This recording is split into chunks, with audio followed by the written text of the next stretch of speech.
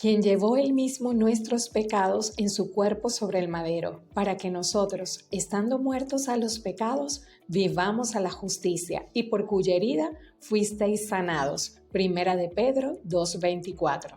Para mí es un gusto saludarte, Luis Helen González, desde la Escuela de Discipulado de la Unión Venezolana Occidental.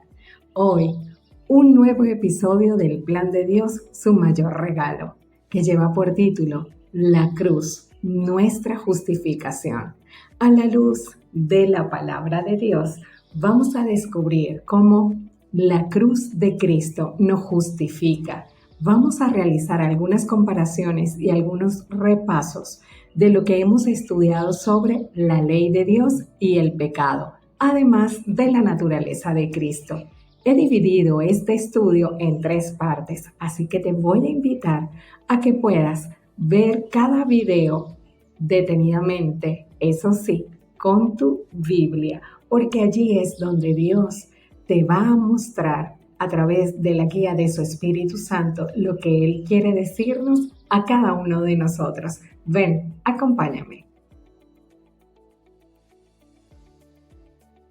Si yo te preguntara si alguna vez has ocupado la condena de alguien a quien amabas, ¿qué me responderías? En la Biblia nos menciona que tú y yo estamos bajo la maldición del pecado, bajo la maldición de la ley. Vamos a leer Gálatas capítulo 3, verso 10 y nos dice: porque todos los que dependen de las obras de la ley están bajo maldición, pues escrito está: maldito todo el que no permanece en todo lo que está escrito en el libro de la ley. De acuerdo a la palabra de Dios, la paga del pecado es la muerte. Óela Dios a la vida eterna. En el episodio El Supremo Sacrificio, Jesús nos mostró cómo clavó en la cruz la maldición del pecado para toda la humanidad, convirtiéndose así en nuestro sustituto. Ahora bien, legalmente, ninguna ley, ni la de Dios, ni la de los hombres, permitirá que algún inocente supla el lugar de la persona culpable.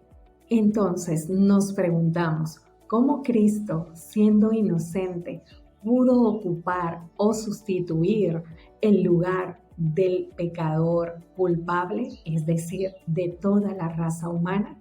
En este estudio, a la luz de la Biblia, lo vamos a descubrir. Es importante que prestes mucha atención a cada texto bíblico. Iniciamos nuestro estudio de hoy señalando que el apóstol Pablo predicaba de la cruz. Así que, hermanos, cuando fui a vosotros para anunciaros el testimonio de Dios, no fui con excelencia de palabras o de sabiduría, pues me propuse no saber entre vosotros cosa alguna, sino a Jesucristo y a este crucificado. Primera de Corintios 2, del 1 al 2. Pero lejos esté de mí gloriarme, sino en la cruz de nuestro Señor Jesucristo, por quien el mundo me es crucificado a mí y yo al mundo. Gálatas 6:14. Dios, por medio del sacrificio de Isaac, compartió con Abraham. Aconteció después de estas cosas que probó Dios a Abraham y dijo: toma ahora tu hijo, tu único Isaac, a quien amas, y vete a tierra de Moriah, y ofrécelo allí en holocausto, sobre uno de los montes que yo te diré. Génesis 22, del 1 al 13. Por la fe Abraham, cuando fue probado, ofreció a Isaac, y el que había recibido las promesas ofrecía su unigénito, habiéndosele dicho: en Isaac será llamada descendencia, pensando que Dios es poderoso para levantar aún entre los muertos, de donde, en sentido figurado, también le volvió a recibir. Hebreos 11, del 17 al 19. El sacrificio de Isaac es una clara representación que Dios proporciona a Abraham para que pueda comprender el costo del pecado. En Génesis 20 podemos ver cómo Abraham, el padre de la fe, había mentido. Génesis 22 nos habla acerca de la prueba a la que fue sometido Él a llevar a su hijo al monte Moriah en sacrificio, su único hijo. ¿Y sabían ustedes que el monte Moriah siglos más tarde se convirtió en el monte Calvario? ¿Cuántas personas tienen que morir a causa de un pecado? Primera de Corintios 15, 22, la primera parte. Porque así como en Adán, todos mueren. Como vimos en la lección número 3, debido al pecado de Adán, todos los seres humanos estamos condenados a muerte. ¿Cuándo fue ejecutada esta condena de vida mundanal y en quién? La Biblia lo responde. Ahora es el juicio de este mundo, ahora el príncipe de este mundo será echado fuera, y yo, si fuere levantado de la tierra, a todos atraeré a mí mismo. Y decía esto dando a entender de qué muerte iba a morir. En la cruz, el mundo, es decir, toda la humanidad, fue ejecutado en Cristo. Debido a que toda la humanidad se encontraba en el primer Adán, por su pecado representativo arruinó toda la posteridad. Asimismo, Dios unió a través de la muerte y resurrección de Cristo a toda la humanidad en Cristo, para que por su vida, por su muerte y por su resurrección pudiese tener nueva vida y ser libres del pecado. Alabamos el nombre de Dios por esto. Esta es la buena noticia que todos aceptamos por fe en Cristo Jesús. ¿Recuerdas cuando hablamos de la palabra evangelio, del griego evangelion? Buena nueva, buena noticia, buen mensaje. ¿Cuántos estaban implicados en la muerte de Cristo? Leamos en la palabra, porque el amor de Cristo nos constriñe, compele u obliga, pensando esto, que si uno murió por todos, luego todos murieron. Segunda de Corintios 5:14. De acuerdo a este texto, todos los seres humanos murieron en Cristo. ¿Qué hizo Dios a Cristo para que nosotros fuésemos declarados justos? Al que no conoció pecado por nosotros, lo hizo pecado para que nosotros fuésemos hechos justicia de Dios en él. Segunda de Corintios 5:21. Al asumir nuestra humanidad, Cristo se convirtió en el segundo Adán. En este sentido, Él fue hecho pecado para que seamos justificados ante Dios. En 1 de Pedro, capítulo 2, verso 24, se nos responde la siguiente pregunta. ¿Quiénes murieron cuando Jesús cargó nuestros pecados en su cuerpo sobre el madero, es decir, sobre la cruz? Leamos. Quien llevó él mismo nuestros pecados en su cuerpo sobre el madero, para que nosotros, estando muertos a los pecados, vivamos a la justicia, y por cuya herida fuisteis sanados. Primera de Pedro 2:24. En la cruz, Cristo cargó nuestros pecados y pagó por la condena que la ley del pecado demandaba sobre cada uno de nosotros.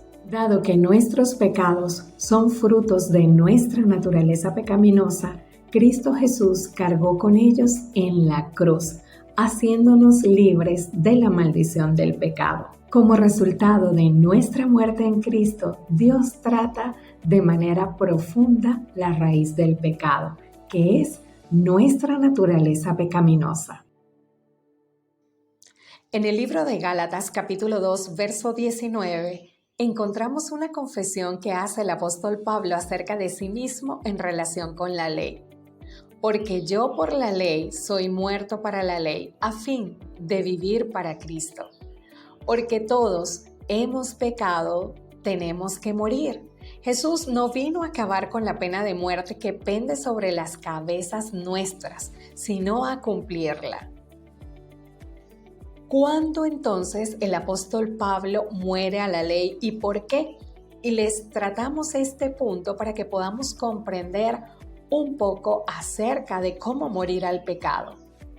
Con Cristo Estoy juntamente crucificado y ya no vivo yo, mas vive Cristo en mí. Y lo que ahora vivo en la carne, lo vivo en la fe del Hijo de Dios, el cual me amó y se entregó a sí mismo por mí. Gálatas 2:20. ¿Cuál es entonces la primera respuesta del Evangelio? La cruz de Cristo, que nos libera de esa culpa y condena que nos causa el pecado. Es a través de la cruz de Cristo que la raza humana fue ejecutada y liberada de este grave problema que es el pecado. Al aceptar por fe a Cristo Jesús, somos libertados del poder y de la esclavitud del señorío que el pecado pueda tener en nuestras vidas. Hay un punto importante que tú y yo debemos conocer.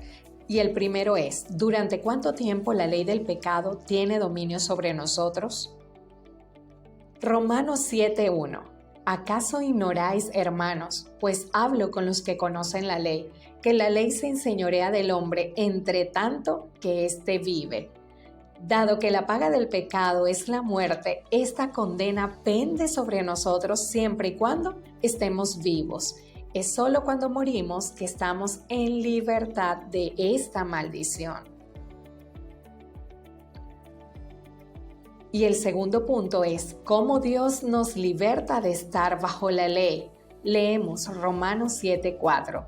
Así también vosotros, hermanos míos, habéis muerto a la ley mediante el cuerpo de Cristo, para que seáis de otro, del que resucitó de los muertos, a fin de que llevemos fruto para Dios. Cuando por fe aceptamos la muerte de Cristo como nuestra muerte, comenzamos a experimentar la justificación de la vida y estamos libres para vivir una vida en santidad. En la cruz murió toda la humanidad en Cristo Jesús. Amén. Habiendo sido libertado de estar bajo la ley, ¿cómo debería vivir el creyente? No es como tú y yo creamos que debemos vivir.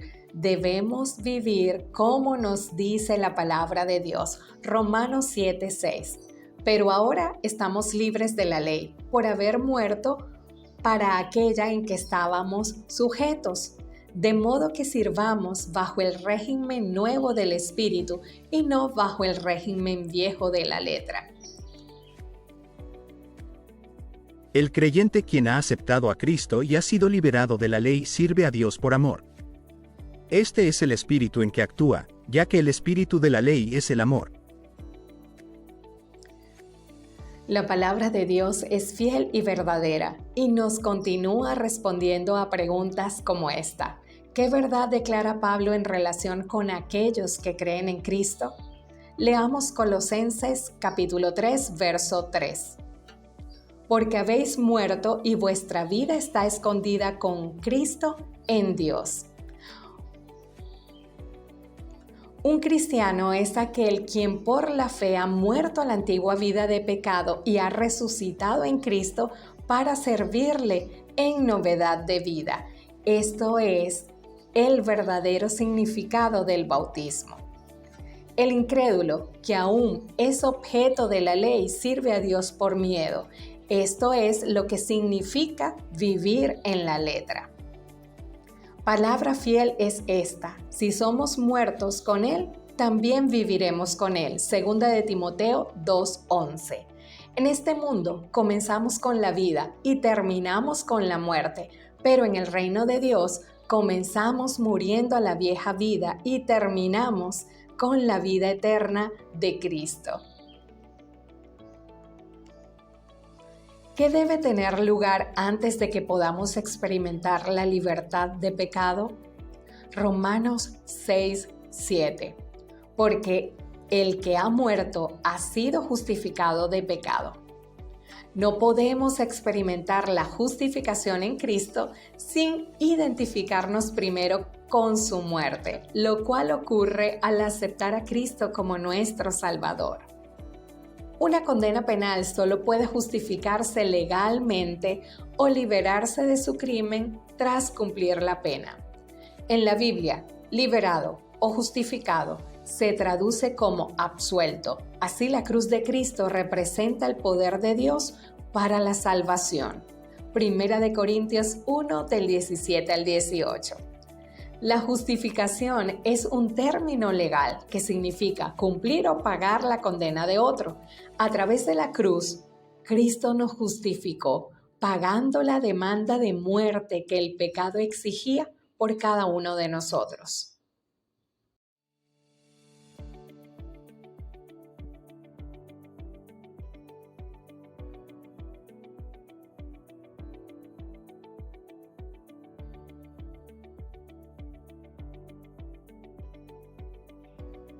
Romanos 8:2 nos habla de qué otra cosa nos libra la cruz de Cristo. Porque la ley del Espíritu de vida en Cristo Jesús me ha librado de la ley del pecado y de la muerte. A través de la cruz de Cristo somos liberados de la condena y esclavitud del pecado. Mas ahora que habéis sido libertados del pecado y hechos siervos de Dios, tenéis por vuestro fruto la santificación y como fin la vida eterna. Romanos 6:22. Siendo libre de pecado, el creyente deberá vivir una vida que agrade a Dios. La cruz de Cristo nos libera de la condena del pecado, pero esto no significa que podamos vivir como querramos. Al aceptar a Cristo como Salvador, aceptamos la salvación de la culpa, el castigo y el poder que el pecado tiene sobre nosotros, sobre nuestra naturaleza pecaminosa. Mateo 10:38 nos habla de qué le dijo Jesús a los que se niegan a asumir su cruz. Y el que no toma su cruz y sigue en pos de mí, no es digno de mí. La crucifixión de Cristo fue un evento universal, lo que significa que toda la humanidad murió en él. Seguir a Cristo implica aceptar su cruz como algo personal. En la Escritura, la única cruz que salva es la de Cristo. Al ser bautizados o morir en él, la cruz de Cristo se transforma en la cruz del creyente. Muchos cristianos cometen el error de separar la cruz que tienen que soportar de la cruz de Cristo. Y este error conduce a otro error: equiparar la cruz con las dificultades de la vida. Estados Unidos versus Wilson. Este caso en los Estados Unidos involucró al acusado George Wilson, quien fue hallado culpable de haber robado el correo de los Estados Unidos en Pensilvania y fue condenado a muerte. Debido a la influencia de sus amigos, Wilson recibió el perdón del presidente Andrew Jackson. Sin embargo, Wilson decidió rechazar dicha clemencia. Por lo tanto, se solicitó a la Corte Suprema que emitiera un fallo sobre el caso. La decisión fue que, si el prisionero no acepta el perdón otorgado, este no tiene efecto. Un perdón es una escritura cuya validez es esencial y la entrega no está completa sin aceptación.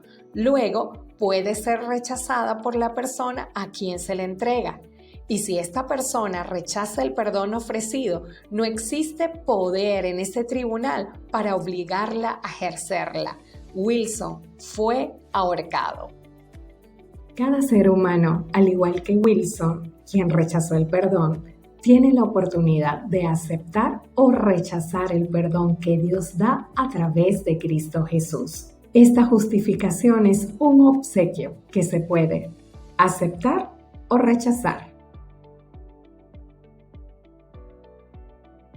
Aceptar la justicia de Cristo implica la absolución completa del pecado, la liberación de la maldición de la ley.